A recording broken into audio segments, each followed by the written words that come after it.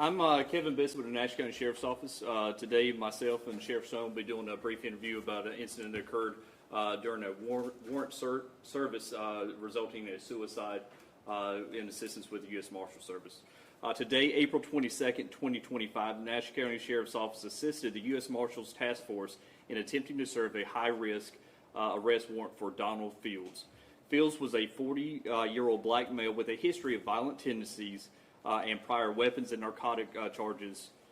Fields also was wanted in the state of Connecticut as an absconder and also in the state of New York in association with a second-degree murder charge. Shortly after 7:30 this morning, the U.S. Marshals Task Force and Nash County deputies arrived at 4892 Crabtree Lane in Nashville, North Carolina. The suspect was seen outside the residence, and when engaged by the U.S. Marshals Task Force, a brief foot chase ensued into the woods located directly behind the residence. When the marshals and the deputies called up with Donald Fields inside the woods, it was identified that he was holding a pistol to his head. Fields made a brief statement implying that he was not going to be taken into custody and then sustained a self-inflicted gunshot wound. Deputies and agents immediately attempted life-saving interventions until EMS arrived, but they were unable to successfully save the life of Donald Fields. Fields was pronounced deceased on scene. The North Carolina State Bureau of Investigation was notified, which is our policy in these situations, and are conducting an investigation in association with the Nash County Sheriff's Office. I'll now turn it over to Sheriff Stone for any questions you may have. Sheriff, was Fields living at this house, or was he passing through? Why was he in North Carolina? He had moved here. I guess he was an absconder on the run, moved to this residence, and we have just found out shortly that this house also had another federal fugitive in it, and he's in custody at this time also for federal weapons violations from Connecticut or New York. What's the relationship to the woman, I understand, Ms. Hazel, who owns or lives in the house, to these men? I had a brief conversation with the second defendant earlier, and he advised that it was his mother's house, and he was just getting it together, and this individual that we encountered earlier, that he was there helping clean up the place to get it ready to move in. So they were in the process of allegedly moving in. Sheriff Stone, we've talked at great lengths about the dangers in serving warrants, and this proved to sort of be that volatile situation. Talk a little bit about, the precautions that you have to take when something can go wrong within a matter of seconds.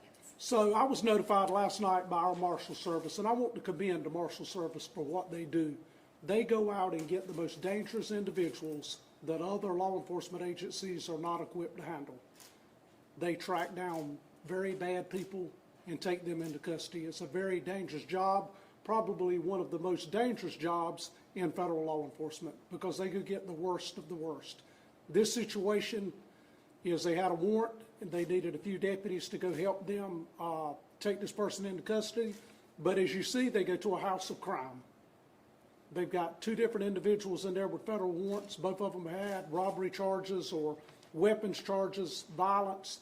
This individual here had a murder conviction and pulled 20 years in prison, goes back and commits another murder, allegedly, in New York, and we have warrants on him for second-degree murder.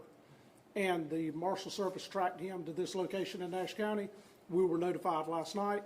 They go out to make an arrest today, and it ends up in a shooting of the individual committing suicide.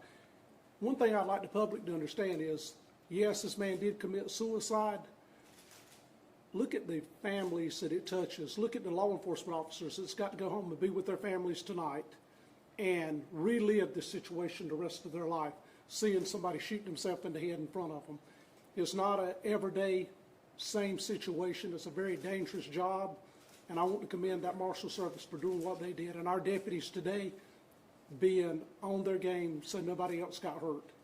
These type of individuals that are roaming the streets are very dangerous individuals. They're dangerous to the community, and that thin blue line of law enforcement is what stops them from continuing their criminal enterprise. As this individual here, he had already been to prison for 20 years, and he's already got another warrant for murder. So it's not like that they're not dangerous people. The second individual in this house has weapons violations, and he's a absconder. and they come to places like who would think in Castalia, in a quiet little neighborhood, and move in, and you end up with this type of activity. So it's a very dangerous job, and I just commend the Marshal Service and these deputies today for their diligence in helping keep our community safe.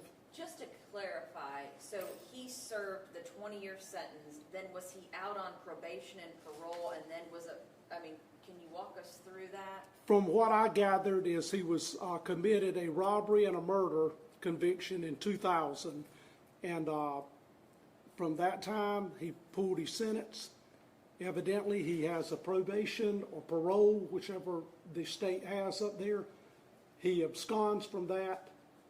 The local authorities up there do not have the ability to find him. They utilize the United States Marshal Service. They track him down and they find him in a home here. Sure. He was in Connecticut with a robbery and a murder? That is correct. And then he has a murder warrant from the city of New York or the state of New York. So when he got out, he allegedly committed another murder. That is correct. Sheriff, was anyone else in the home at the time of the self-inflicted shooting? There was Lonnie Howley, and he is wanted also out of Connecticut on federal violations of firearms. That's the one that you were talking about? The second? Yes, I talked to him earlier today, and then lo and behold, there was warrants on him also. And also our narcotics team has been activated, and they're in the process of conducting a search warrant this time for narcotics in the home. And what is his name again, Sheriff? Lonnie Hawley, spelling the first name Lonnie, last name Hawley, Hawley. Two questions. How is he related to the dead suspect? And did they go there looking for this second guy too? No, they did not know that Lonnie was at this residence or had any warrants on him until the deputies started conducting interviews of this self-inflicted shooting, and then they found out he had warrants on him. From my understanding, in the brief conversation that I had with him today, he was some type of kin to our deceased. So Howley is the second individual, or is he a third individual?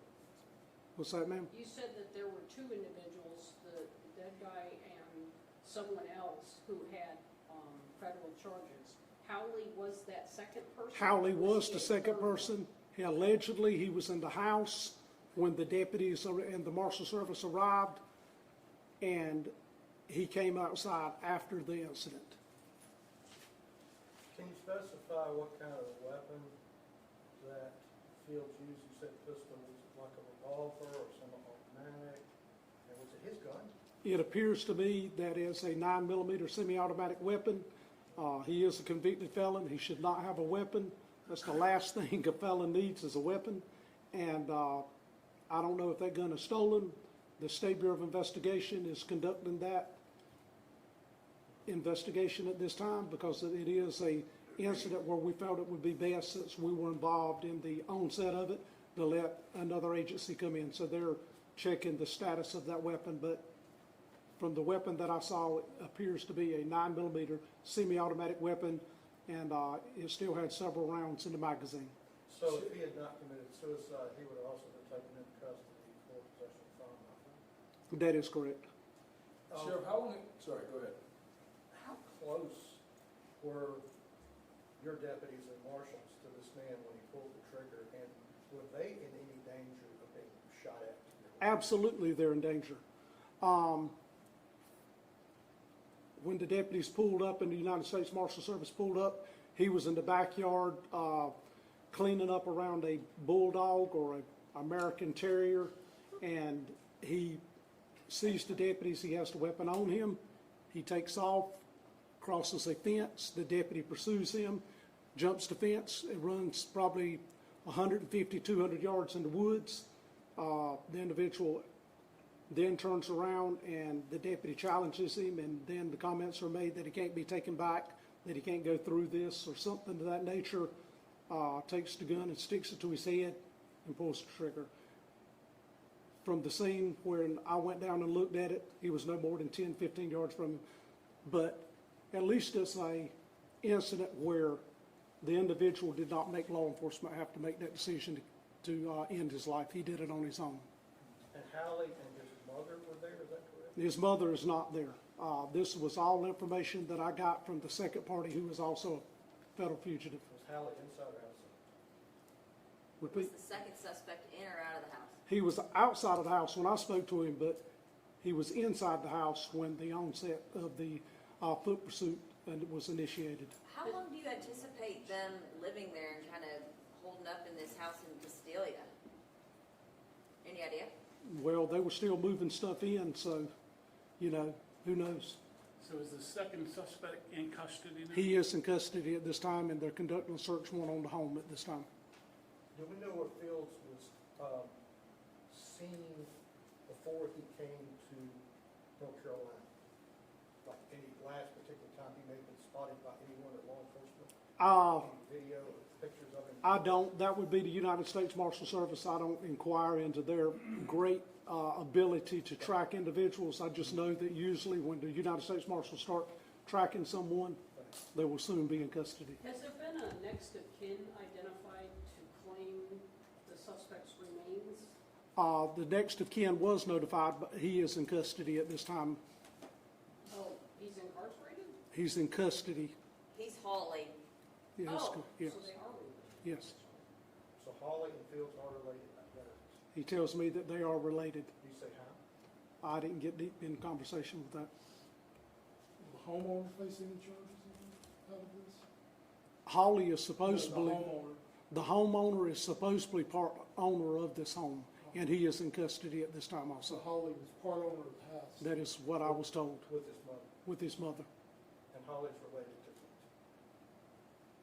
to Any other questions? How far was this location outside of Castelia? Probably less than a mile.